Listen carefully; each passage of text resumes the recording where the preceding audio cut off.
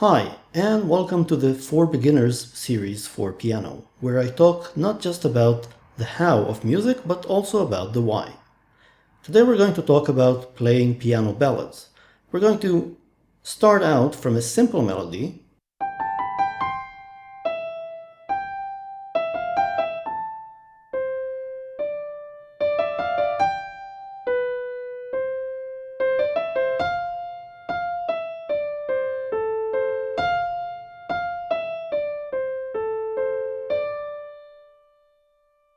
and we're going to transform it into the following ballad.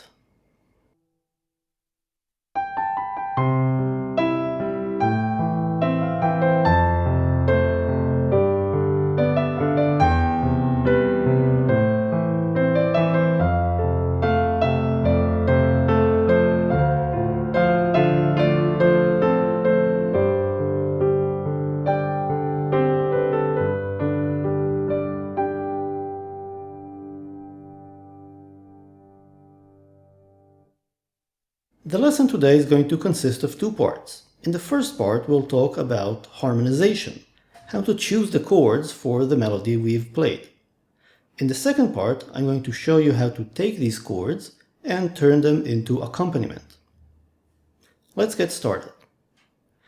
Now, the melody I've played here is in the key of C, meaning it was written in or using the scale of C major. Now, the chords we're going to use to harmonize the melody, to accompany it, are going to be usually chosen from the C major scale. And I'm going to show you, first of all, how to construct this set of chords, this palette from which you'll start harmonizing your melodies. And again, we're in the key of C, so we're going to confine ourselves to the C major scale. Now, we can take this C major scale and we can number the successive notes, starting from 1, which is also called the root, 2, 3, 4, 5, 6, 7, and 8 again, which is just 1. Now, we can build chords on this scale by starting out playing the first, third, and fifth notes of the scale. The numbers are also sometimes called degrees, so you might hear me say playing the first, third, and fifth degrees of the C major scale. Now, what this does is it gives us a chord, and this specific chord is a C major chord. Now, even if you're not sure what major and minor chords are, that's fine. You can certainly follow along just by remembering that this shape is a C major chord. Now, you can take this shape and you can move it up the C major scale. This is sometimes called planing. So the first shape that we play is a C major chord or triad. The next is a D minor triad, an E minor, F major, G major, A minor, B diminished, and C major. Now, what we've generated here is a collection of chords, a palette, from which we're going to choose our chords to accompany the melody. Now, these aren't the only choices you have, but they're the most natural ones. They're the ones that will fit the melody with the highest degree of probability. Again, you can do more advanced things, but I'm going to keep it fairly simple for this beginner's video. Now, let's look at the melody.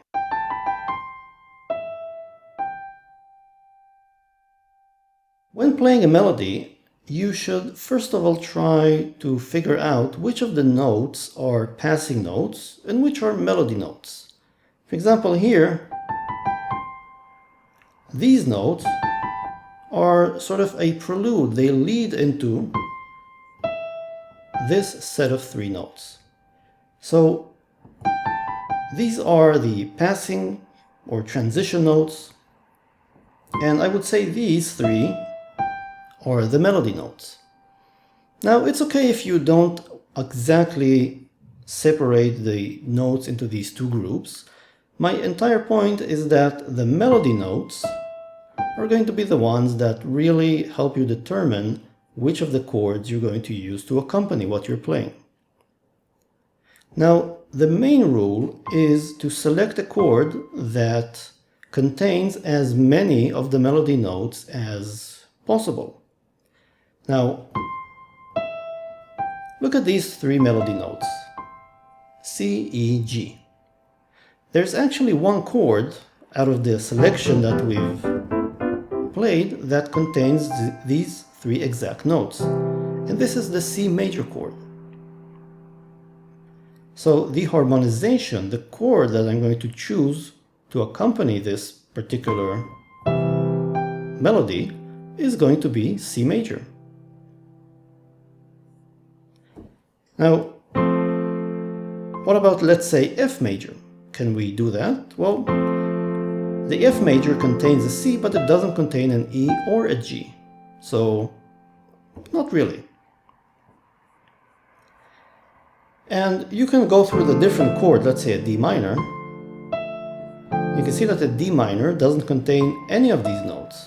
So it's probably not a good candidate. Again, there are no real rules in art. There's nothing that prevents me from using a D minor to harmonize this melody. But the principles that I've just laid out, finding the most common notes, will give you an idea of where to start looking. Of course, you're the artist, you make the choices of which chords to use and not use ultimately. You can use whatever you want. It doesn't even have to be from this collection. You can play a D flat major 7th chord. Well, it doesn't sound very good, but it's really up to you. Let's keep on going. Let's look at the next phrase in the melody.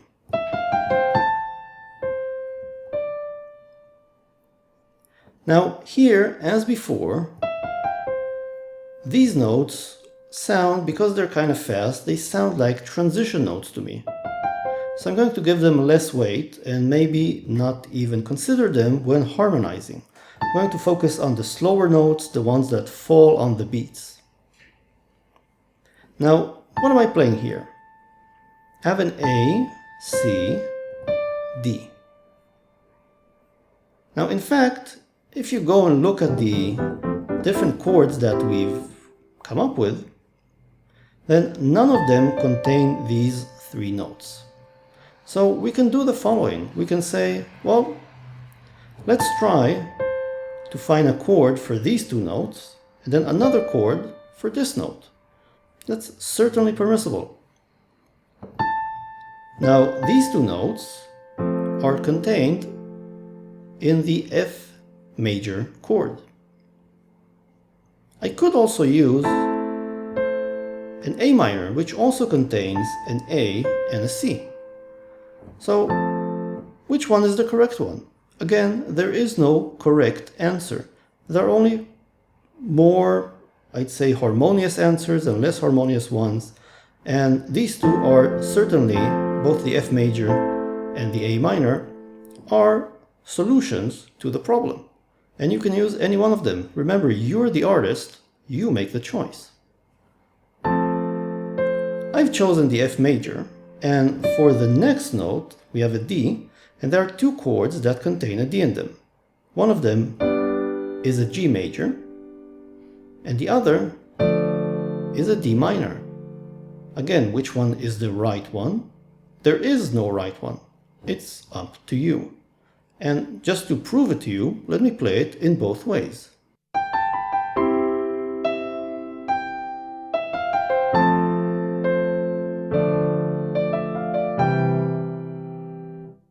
That's way number one, using the D minor, and let's do it again with the G major.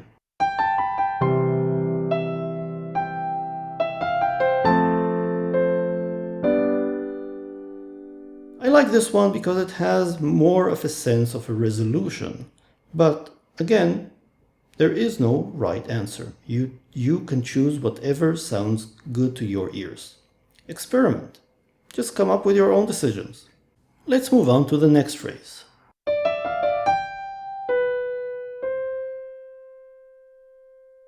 As before, we have transition notes, and then we have what I identify as the melody note. Now, if you look at these three notes, there actually isn't a chord that contains all three notes. None of these chords fits the bill. And we can go about solving this in a couple of different ways.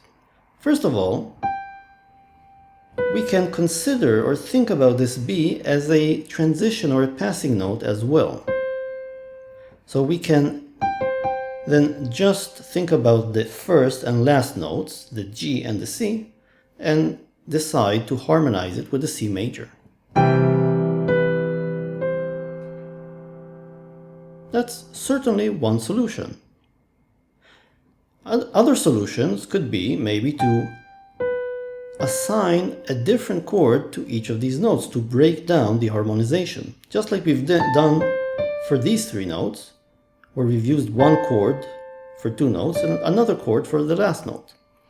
Now, here we might play a C major to an E minor to an A minor, because, well, G is in C major, B is in E minor, and C is in A minor. Certainly a solution. We're going to be a little bit boring and maybe do the following. Let's harmonize it by considering the B as a passing note and use for the C and A minor chord. Now, the next phrase, well, in fact, I think it would be a good idea for you to pause the video right now and try to harmonize the remainder of the melody.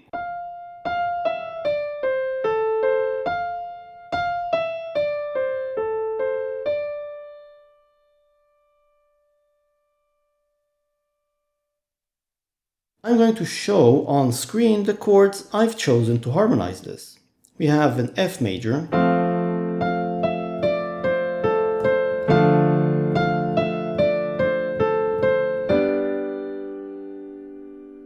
so an F major to a D minor to a G major. Now we've harmonized the entire melody, and you can see the chords that we've chosen on the screen. Let's take another step. Let's take the chords that we've chosen and play them in a more interesting way. And the natural way to play chords when it comes to ballads is arpeggiation. And by arpeggiation I mean playing the notes successively rather than all at once. So, if you look at this C major chord, you can arpeggiate it in many different ways. You can play a simple up and down pattern. Or you could play something like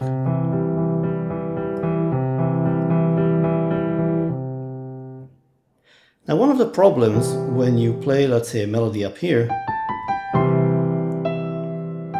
and the chord down here is that it starts sounding muddy.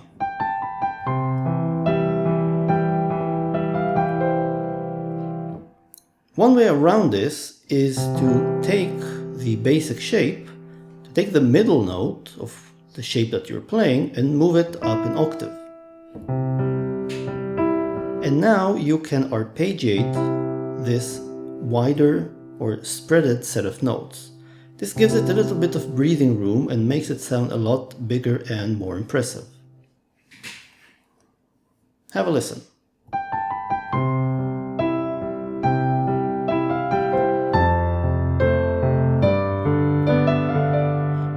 Now, what am I doing here? Well, I'm just going up and down the C major chord. And then when switching to the F major chord, I'm doing the same trick. I'm taking the F major shape, taking the middle note, moving it up an octave, and playing it like this. Same thing for the G major. Here's the G major chord shape down here. It sounds pretty muddy. Middle note, up an octave, and arpeggiate.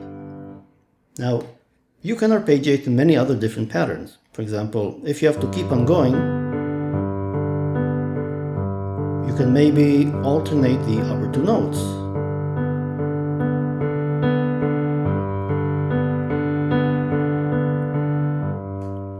I'm keeping the piano pedal pressed to let the notes ring out. Again, a very common trick when playing ballads. So, the first couple of bars sound like this.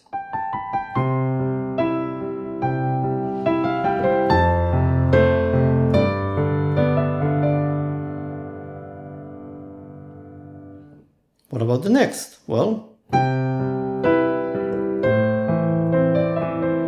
this is an A minor arpeggiation, right? The A minor, central note, take it up.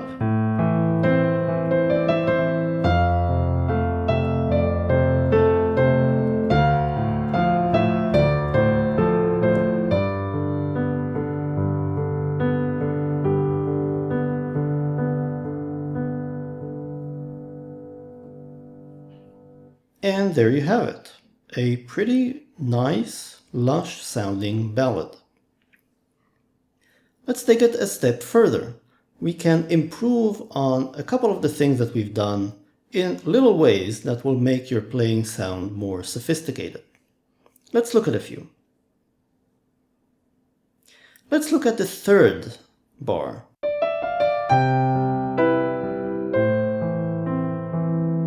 Where we have the C major leading to the A minor. Now, what we're doing here is we are arpeggiating a C major that looks like this. We can have a slightly different choice of chords. Maybe instead of the A minor, let's do, just to bring out this little trick, let's do a C major to an F major.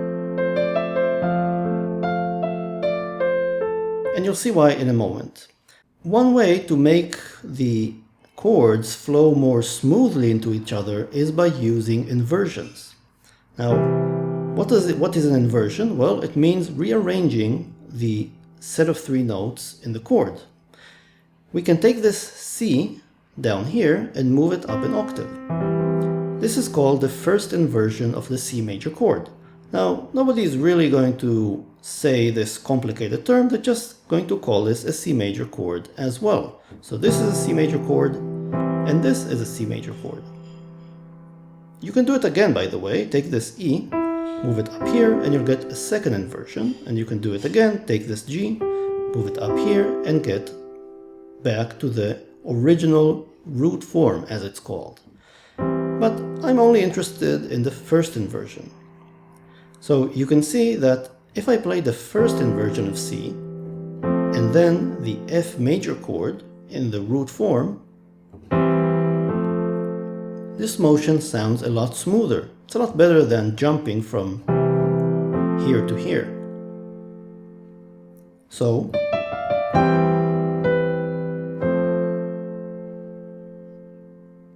sounds pretty good.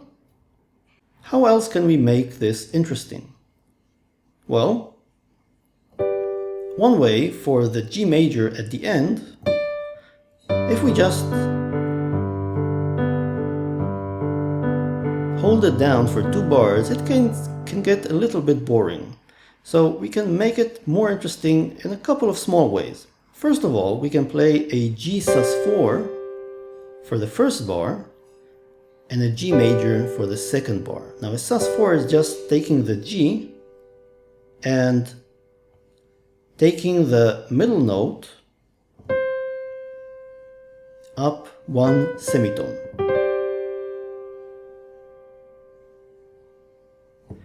So now what we can do is, and all of the ideas we've put down are valid for a G sus4. So we can do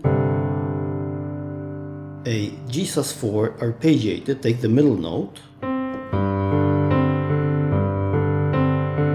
and arpeggiated the G major.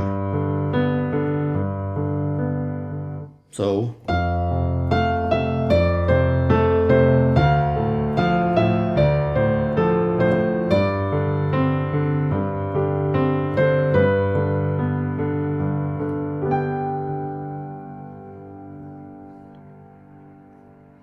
those 4 chords are pretty cool. They act as suspense before moving into the actual chord itself.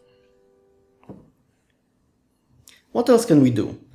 Well, we can play stuff in the right hand.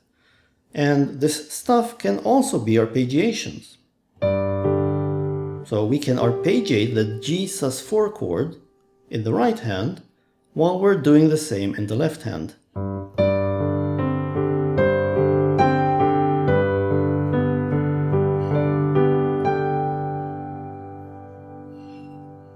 So whenever you have some dead space, you can arpeggiate stuff in the right hand. You can arpeggiate the chord that you're playing in the right hand, or the note of the chord that you're playing.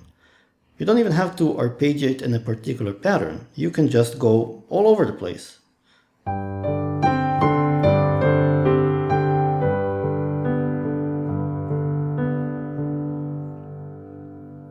Just create some motion. Motion always creates interest. Are there other ways in which we can make our ballad playing interesting? Well, yes, let me share a couple of extra tricks for you before we close up this lesson. First of all, it turns out that for most of the chords, if you're using chords derived from the C major scale, there are some notes that you can use as filler notes, just playing them around in whatever order almost you want, that work well on almost any chord. And these are the 1st, 2nd, 5th, and 7th notes of the C major scale. For example, let's say I have this C major chord that I'm arpeggiating.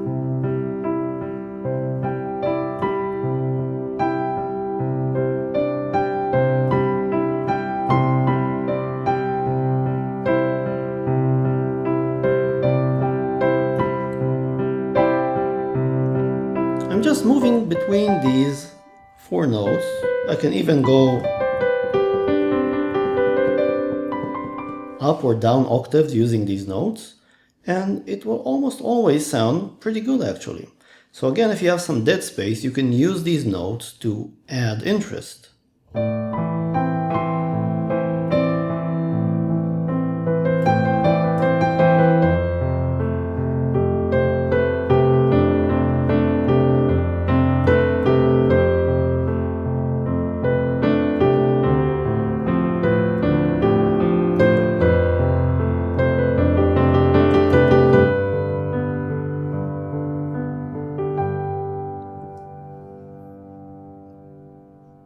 Now, of course, you have to use this sparingly. If you overuse an idea, it becomes stale and really kind of wears out its welcome.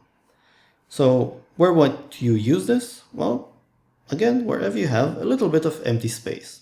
Let's say before a phrase.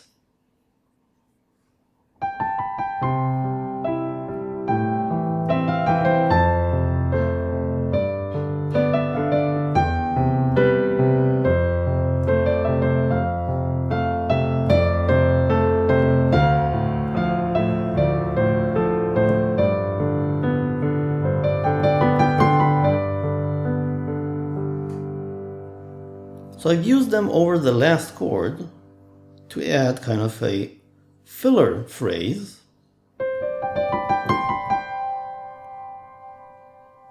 to make things more interesting. Dead space might be a little bit boring, or maybe not, depending on the kind of artistic mood that you're trying to create. Are there other ways of adding interest? Well, I'll share one last one, which is instead of playing just the melody notes, what you can do is you can embellish them by adding notes from the chord you're playing. So let's say you're playing these three notes for the introduction phrase.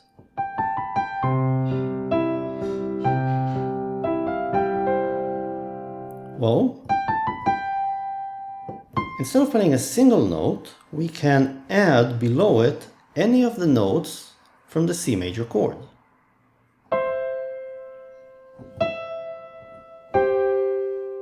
How about this?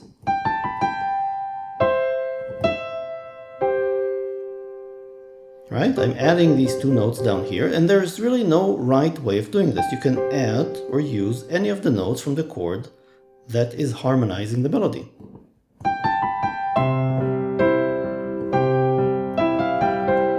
How about this F here?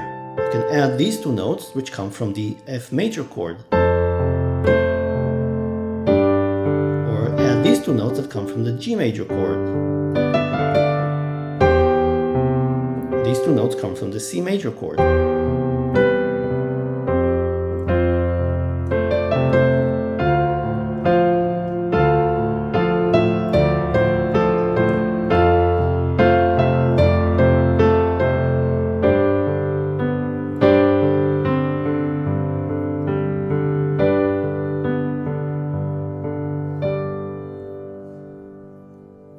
What this does is it makes the playing sound fuller. And this might or might not be a good thing depending on the kind of audio or effect that you're trying to achieve. Sometimes playing smaller things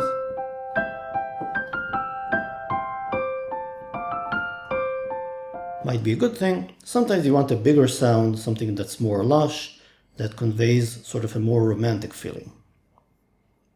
Well, this is it for today's lesson. I hope that you've gotten a good idea of how to approach playing piano ballads, that I've given you some ideas, that you have a way of approaching both choosing the chords and also playing them in the left hand, accompanying yourself, embellishing things, using sus4 chords, using or borrowing chords from the notes from the chord you're playing in the right hand, and that you're at least going to have quite a bit of fun with doing all of this. That's it for today. I hope you've learned something interesting, and I will see you next time.